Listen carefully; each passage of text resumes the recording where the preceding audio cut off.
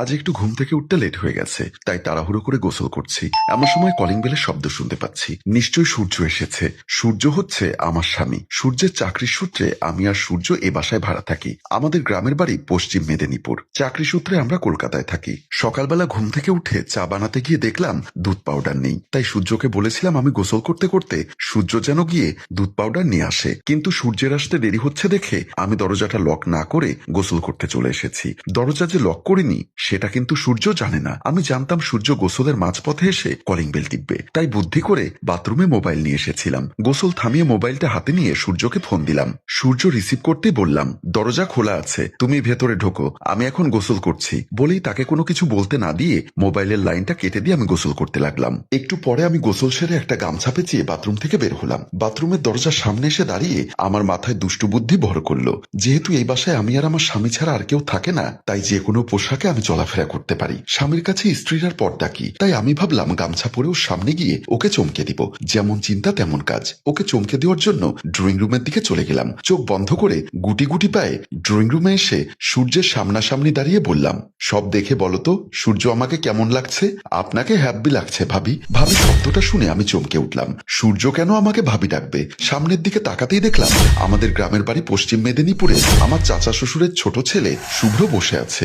এ কি দেখছি, শুভ্র কোথা থেকে এলো? আমি তো আমার স্বামী সূর্য মনে করে দেব শুভ্রকে সবকিছু দেখিয়ে ফেলেছি। লজ্জায় আর এক মুহূর্ত ওখানে দাঁড়াতে পারলাম না। এক দৌড়ে চলে আসলাম নিজের বেডরুমে এসে আমার সারা শরীর কাঁপছে। সূর্যের জায়গায় শুভ্র কি করে এলো? যে আমি সারা জীবন ধরে অহংকার করেছি আমার সবকিছু আমার স্বামী ছাড়া অন্য কাউকে দেখাবো না, সে আমি আজ আমার একটু ভুলের কারণে সবকিছু আমার চাচাতো দেবরকে দেখিয়ে দিলাম। এমন সময় সূর্য এসে বলল, ইরা, মেদিনীপুর থেকে শুভ্র এসেছে। আমি যখন দুধ পাউডার নিয়ে আসছিলাম তখন দেখলাম শুভ্র বাস স্ট্যান্ড থেকে আমাদের বাসার দিকে আসছিল। ওর নাকি আগামী পরশু চাকরির ইন্টারভিউ আছে, তাই একদিন শুভ্র আমাদের বাসায় থাকবে। সূর্য এক নাগারে কথাগুলো বলে যাচ্ছিল। আমি যে ড্রয়িং রুমে গিয়ে এত বড় একটা ঘটনা ঘটিয়ে ফেলেছি সেটা সূর্যের অগোচরে। সূর্য আবার বলল, কি ব্যাপার, তুমি এখনো গামছা পরে বসে আছো? কাপড় চেঞ্জ করে তাড়াতাড়ি নাস্তা দাও, আমার আবার অফিসে লেট হয়ে যাচ্ছে। আমি নিজেকে সামলে নিয়ে বললাম, ঠিক আছে তুমি যাও, আমি রেডি হয়ে আসছি। সূর্য ফ্রেশ হওয়ার জন্য ওয়াশরুমে চলে গেল। আমি তখন নাস্তার টেবিলে সূর্য এবং শুভ্রের জন্য নাস্তা রেডি করছিলাম। লজ্জায় আমার হাত পা কাঁপছিল। শুভ্রের সামনে আমি দাঁড়াবো কিভাবে? ছেলেটি যে আমার সবকিছু দেখে ফেলেছে, তার চোখে চোখ আমি রাখবো কিভাবে? এসব কথা ভাবতে ভাবতে আমি লজ্জায় লাল হয়ে যাচ্ছিলাম। এমন সময় দেখলাম সূর্য অফিসে যাওয়ার জন্য অফিস ড্রেস পরে রেডি হয়ে চলে এসেছে। শুভ্র এখনো নাস্তা করতে আসেনি। না, সূর্য শুভ্রকে ডাকতে লাগলো, কিরে তোর ফ্রেশ হতে এতক্ষণ লাগে? তাড়াতাড়ি নাস্তার টেবিলে আয়, আমার আবার অফিসে চলে যেতে হবে। কথাটা বলতে না বলতেই শুভ্র এসে হাজির। শুভ্রের চোখে আমার চোখ পড়াতে আমার সারা শরীর কেঁপে উঠল। লজ্জায় তার দিকে তাকাতে পারছিলাম না। শোন শুভ্র, আমি অফিসে চলে যাচ্ছি, 4টায় ফিরবো। বাসায় তোর ভাবি থাকবে। সারা রাত জার্নি করে কলকাতায় এসেছিস, এখন নাস্তা করে লম্বা একটা ঘুম দিবি। তারপর ঘুম থেকে উঠে তোর ভাবিকে বলে লাঞ্চ করবি। বিকালে আমি অফিস শেষ করে এসে তোর সাথে গল্প করব। ঠিক আছে ভাইয়া, ও নিয়ে তোমাকে টেনশন করতে হবে না। ভাবি যেহেতু এখানে থাকবে তাহলে আর কোনো সমস্যা নেই। আমার যা লাগে আমি ভাবির থেকে চেয়ে নিব। শুভ্র যখন কথাগুলো বলছিল তখন আমার কেমন জানি মনে হচ্ছিল আমি ওই ছেলের সাথে সারাদিন এ বাসায় থাকবো কিভাবে? লজ্জায় তো আমি মরে যাব। এর মধ্যে সূর্য এবং শুভ্র নাস্তা করতে লাগলো।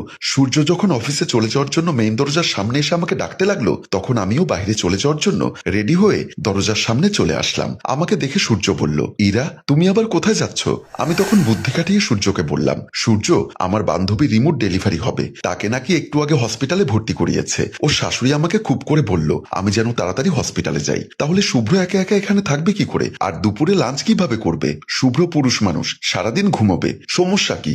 সন্ধ্যায় তো তুমি আর আমি একসাথে ফিরবো। আর তাছাড়া আমি অনলাইনে ওর জন্য খাবার অর্ডার করব। ফুড ডেলিভারি ম্যান এখানে এসে খাবার দিয়ে যাবে। আমার একমাত্র বান্ধবী, ওর বিপদে আমি না গেলে দেখতে কেমন দেখায়? আসলে এখানে আমি সম্পূর্ণ নাটক সাজিয়েছি। আমিও সূর্যের সাথে ঘর থেকে বের হয়ে যাচ্ছি। তার কারণ একটাই, সূর্য মনে করে শুভ্রকে সকালবেলায় আমি সব দেখিয়ে ফেলেছি। এখন সূর্য ছাড়া শুভ্রকে নিয়ে এই বাসায় থাকাটা আমার জন্য বিপজ্জনক। তাই আমি বুদ্ধি করে আমার বান্ধবীর ডেলিভারি নাটক সাজিয়ে সূর্যের সাথে এই বাসা থেকে বের হয়ে যাচ্ছি। আমি জানি শুভ্র যে কদিন আমাদের বাসায় থাকবে সে কদিন আমার একটা না একটা নাটক সাজিয়ে সূর্যের সাথে বের হয়ে যেতে হবে। শেষ পর্যন্ত সূর্য শুভ্রকে ডেকে বলল, শুভ্র, এই শুভ্র, একটু এদিকে আয়। শুভ্র যখন আবারও আমার সামনে আসলো তখনও আমার সারা শরীর হিমশীতলতা হয়ে গেল। তারপর সূর্য শুভ্রকে আমার বলা সব কথা খুলে বলতে লাগলো। হ্যালো ভিউয়ার্স, ইরা এভাবে কদিন মিথ্যা নাটক সাজিয়ে সূর্যের সাথে যাবে, এভাবে শুভ্র থেকে কদিন পালিয়ে থাকবে তা জানতে হলে দ্বিতীয় পর্বের জন্য আপনাদেরকে অপেক্ষা করতে হবে এবং কমেন্ট বক্সে লিখতে হবে দ্বিতীয় পর্ব